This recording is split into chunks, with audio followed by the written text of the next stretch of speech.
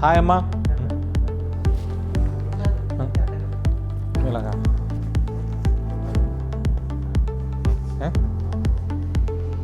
Hi అమ్మా, hi చెల్లి, hi my wife, hi my daughter.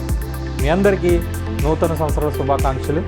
నా ప్రధాన శత్రువు నా తమ్ముడే, ఏది ఎంకరేజ్ చేయడు, వయసు అయిపోయింది అంటుంటా. అయినప్పటికీ నాకు నేనే ఇన్స్పైర్ అయ్యి మోటివేషన్ అయ్యి నేను చేసుకుంటుంటాను. షార్ట్ ఫిలిం రిలీజ్ చేస్తున్నాను, ఎడిటింగ్ వర్క్ అంతా నేనే చేసుకుంటున్నది. తప్పకుండా మీ అందరినీ అలరిస్తుందని మీకు మాటిస్తున్నాను. కథ అయితే రాసుకోవడం జరిగింది, దాన్ని షూట్ చేసిన తర్వాత దాన్ని నేనే డైరెక్ట్ చేస్తాను. షార్ట్ ఫిలిం రిలీజ్ అవుతుంది, మీ అందరూ చూసి అందరూ యూట్యూబ్లో దర్శించండి. చింతా సురేష్ సబ్స్క్రైబ్ కొట్టండి, పక్కన ఉన్నటువంటి బెల్ సింబల్ ప్రెస్ చేయండి. సో నా అప్డేట్స్ అన్నీ దాంట్లో వస్తుంటాయి.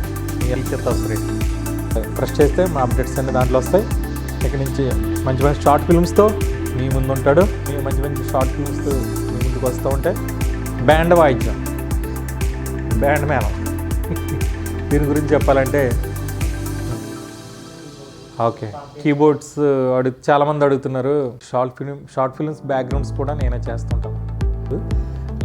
నాకు ఈ షార్ట్ ఫిల్మ్ తీసుకోవాలి, కథలు రాసుకున్న. నా హాబీస్ ఏంటంటే స్టోరీ రైటింగ్స్, జరుగుతున్న ఇన్సిడెంట్ల నుంచి, సమాజంలో జరుగుతున్నటువంటి అవినీతి నుంచి.